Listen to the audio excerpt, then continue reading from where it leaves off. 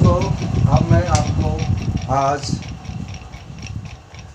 पिछले वीडियो में मैंने आपको बताया था कि सारे एंगल्स के बारे में। कौन कौन से एंगल के बारे में? तो अल्टरनेट एंगल,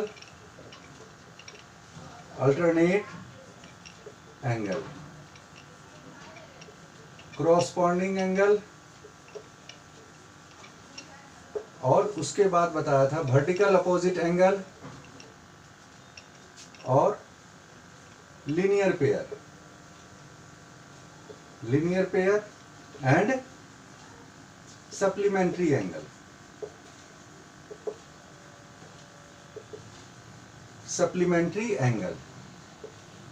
ठीक है, ये 4-5 पॉइंट जो है मैंने 4 and 5 पॉइंट आपको मैंने पिछले वीडियो में बताया। अब मैं एक एग्जाम्पल के द्वारा आपको समझा रहा हूँ। ये एग्जाम्पल के माध्यम से आप अच्छे तरीके से समझ सकते हैं।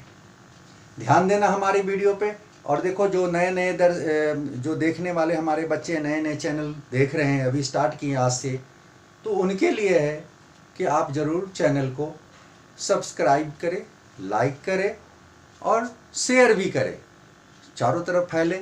और मैं उन बच्चों के लिए ही बनाता हूँ, इसमें मुझे कोई फ़ायदा नहीं है। मैं उन बच्चों के लिए बनाता हूँ जो गरीब हैं, जो ट्यूशन फ़ी नहीं दे पाते हैं, तो मैं उनको बहुत सिंपल तरीके से बताने की कोशिश करता हूँ। और मैं हमेशा कहता हूँ उन बच्चों के साथ हूँ मैं। तो आप हमें व्हाट्सएप नंबर मैं भेज दूँगा, आप उस पर या अपना नंबर व्हाट्सएप दो, मैं फिर उस पर कॉल कर लूँगा, आपके डाउट को पूछ सकता हूँ, आप हमसे पूछ सकते हो। मैं छतरपुर से ये क्लास लेता हूँ। छतरपुर में पाठक क्लासेस कोचिंग सेंटर है, वहाँ से क्लास चलती है। जब चाहो आप हमसे कांटेक्ट करके हमसे बात कर सकते हो। चलो, अब हम लोग पॉइंट पे आते हैं। हमारा पढ़ाने का काम है, तो मैं आप स्टार्ट करता हूँ इस वीडियो को। सपोज करो सेम चीज़ है, पिछले वीडियो में आप समझ चुके हो कि ये दो लाइन जब पैरेलल हो, ये ट्रांसवर्सल लाइन है, तो यहाँ पर हमारी सबसे ज़रूरी चीज़ क्या है? सबसे ज़रूरी चीज़ है हमें एंगल फाइंड। क्वेश्चन कैसे आते हैं पेपर में, एग्जाम में? तो आपको दे देगा ये एंगल, कह देगा कि ये एंगल 60 डिग्री है। अब इसका नाम भी दे सकता है, तो नाम तो कुछ भी दिया जा सकता है, उसके लिए टेंशन नहीं है। मेन टेंशन है कि ये 60 डिग्री है, आपको फाइंड करने ये सारे एंगल बहुत जल्दी समझ जाओगे ये क्या है, कैसे। और यदि आपका कैलकुलेशन अच्छा होगा तब 2 मिनट में बता दोगे सब एंगल को, इसमें कोई ज़्यादा परेशानी नहीं है। अब बताओ कैसे होगा। ये 60 डिग्री है, अभी आपने पढ़ लिया था वर्टिकल अपोजिट एंगल, हम यूज़ नहीं करेंगे अभी हम चाहते हैं कि ये एंगल पता करें। सपोज करो इसका नाम 1 है, ये 2 है, ये 3 है, ये 4 है, ये 5 है, ये 6 है, ये 7 है। ठीक है, इतने सारे एंगल लिखे हुए हैं। अब आपको बिना ज़्यादा दिमाग पर जोर डाले, क्योंकि आप पिछला वीडियो देख चुके हो, तो बिना जोर डाले आपको ये बताना है कि ये एंगल 1 क्या होगा। समझ गया? मैं समझ गया कि आप समझ रहे हो बहुत जल्दी, तो मैं बता देता हूँ फिर भी। ये एंगल 1 और एंगल 2 ये दोनों स्ट्रेट लाइन पर बनी हुई है, तो इसका सम कितना होता है? 180 डिग्री होता है। Angle 1 plus 60 degree equal to 180 degree. और इक्वेशन तो आप पढ़े ही हो, तो ट्रांसपोजिंग करोगे तो 180 माइनस 60 इक्वल टू 120 डिग्री। ये बन जाएगा आपका एंगल। कितना हो जाएगा? यहाँ लिख देता हूँ मैं, एंगल 1 इक्वल टू 120 डिग्री। ये आंसर आप अपना घर पर भी चेक कर सकते हो, मन में भी कर सकते हो। दूसरी बात, अब हम लोगों ने ये एंगल निकाल लिया तो 2 निकालना है, और दिमाग नहीं लगाना है यहाँ पर। 2 निकालने के लिए क्या करना है? ये 60 और 2, एंगल 2 और 60 इक्वल है ना। Angle 2 equal to 60 degree. क्यों इक्वल है? इसका रीजन है कि ये वर्टिकल अपोजिट एंगल है, ये वाला एंगल है यहाँ पर, ये इसका वर्टिकल अपोजिट है। मैंने बताया था ना अभी, तो वर्टिकल अपोजिट एंगल जो होता है हमेशा इक्वल होता है।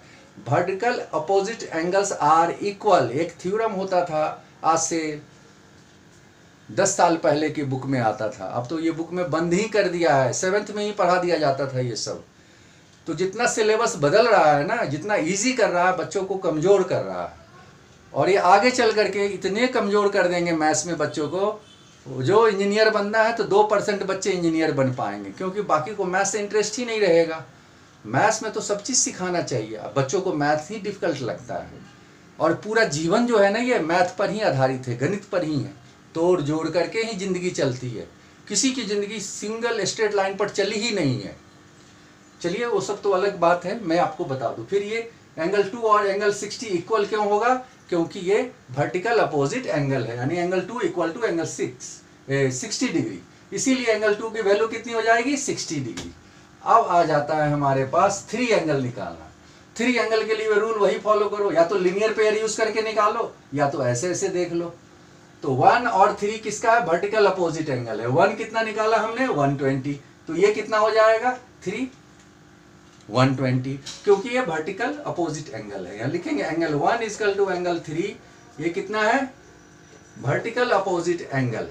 Therefore angle 3 equal to 120 degree, because angle 1 is 120 degree, इसीलिए ये भी 120 डिग्री एंगल हो जाएगा। अब ये चारों एंगल हम लोग फाइंड कर लिए।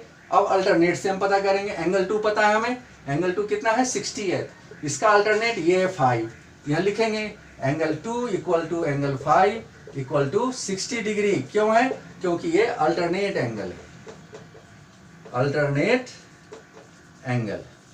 ठीक है, अल्टरनेट एंगल होने के कारण एंगल 2 और एंगल 5 इक्वल है। तो एंगल 3 एंगल 4 का अल्टरनेट है। एंगल 3 हमने निकाला है 120 डिग्री, इसीलिए एंगल 4 भी 120 होगा। तो एंगल 3 इक्वल टू एंगल 4, ये कितना हो जाएगा? 120 डिग्री। ये क्यों होगा? तो ये अल्टरनेट एंगल। ठीक है, अल्टरनेट एंगल।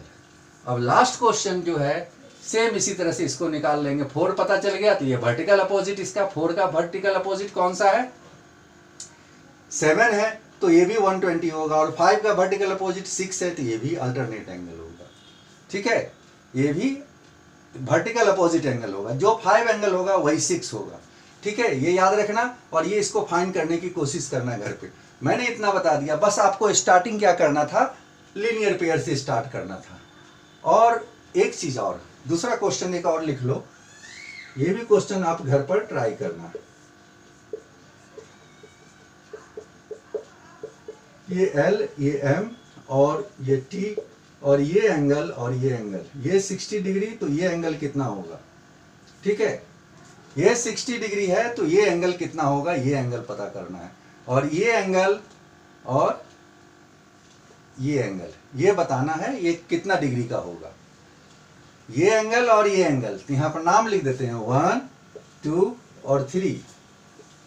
ये 3 एंगल आपको फाइंड करना है। बाकी ये क्वेश्चन तो आप करोगे ही करोगे, इसके अलावे इस क्वेश्चन को भी फाइंड करके बताओगे। ये 60 है, तो ये कितना डिग्री का होगा? ये 60 डिग्री का होगा। और ये इसका करॉस्पॉन्डिंग एंगल है, तो ये भी 60 होगा। ये इसका वर्टिकल अपोजिट है, तो ये 60 होगा। ये इसका करॉस्पॉन्डिंग है, तो ये भी 60 होगा। मैंने बता दिया, जल्दी जल्दी आप समझ करके इसको बनाने की कोशिश करना। और देखो, मैथ्स में जरा ध्यानपूर्वक पढ़ोगे, समझ करके पढ़ोगे, तो आपको आ जाएगा।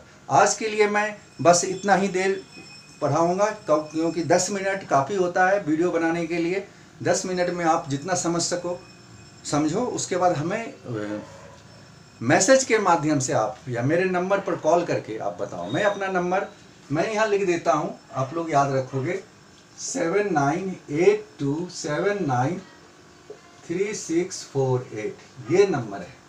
और इस नंबर पर आप हमसे कांटेक्ट कर सकते हो और पूछ सकते हो क्वेश्चन। किसी तरह का डाउट हो तो आप पूछ सकते हो। Okay, thank you. और आप घर पर या स्कूल में भी जो टीचर बताते हैं उसको ध्यानपूर्वक समझने की कोशिश करो। ऐसे टीचर कम बताते हैं क्लास में प्रॉब्लम होती है। 40-40 बच्चे का क्लास होता है, उसमें तो आप सारे बच्चों को समझा पाना बड़ा मुश्किल होता है। मैंने ये देखा है, नहीं समझा पाते हैं। तो आपको कहीं और से भी स्टडी करने के लिए टीचर दे देते हैं, या 2 क्वेश्चन बता देंगे या पूरे 4 चैप्टर दे देंगे बनाने के लिए स्कूल में। ये प्रॉब्लम है स्कूल वालों की, वो बिजनेस है, वो वहाँ तो वो बिजनेस करते हैं। तो बिजनेस करने के लिए तो कोई बात ही नहीं है, जैसे भी पैसा कमाए। लेकिन हमारा काम ये, एक टीचर का काम होना चाहिए ईमानदारी से स्कूल में भी पढ़ाए। वैसे स्कूल को छोड़ दो, टीचर को तो मैं यही कहूँगा, जहाँ पर इस तरह के दबाव में पढ़ाना पड़े, प्रेशर में, कि आपको सिलेबस ख़त्म करना है। सिलेबस ख़त्म करना अच्छी बात है, लेकिन समझाना भी तो है। बच्चों को समझ भी नहीं आ रहा है, बच्चे बना ही नहीं पा रहे हैं, तो क्या फ़ायदा ऐसे पढ़ाने का। ऐसे नौकरी छोड़ दे। क्योंकि मैं बहुत सारे स्कूल के बच्चों को पढ़ाया हूँ, देखा हूँ मैंने, यही प्रॉब्लम होती है। टीचर अपने ध्यान में रहते हैं पता नहीं कहाँ, और बच्चे के ऊपर इतना सारा प्रेशर बना देते हैं कि जो तेज बच्चे हैं वो प्रेशर में आ जाते हैं। कमज़ोर का तो कोई बात ही नहीं, वो तो प्रेशर लेता ही नहीं है माइंड में, लेकिन जो तेज बच्चे हैं उसको प्रेशर में डाल देते हैं। अब बताओ, कोई इंग्लिश मीडियम स्कूल और मैथ में एक चैप्टर की जगह 4 चैप्टर एक दिन में, क्योंकि सिलेबस कवर करना है, अब 4 दिन बाद एग्जाम स्टार्ट होने वाला है, इसीलिए उसको पूरा करने के चक्कर में 4 चैप्टर एक दिन में ख़त्म कर देंगे और एक एक क्वेश्चन बताएंगे, बच्चों को समझ में आए या ना आए उससे कोई लेना देना नहीं है।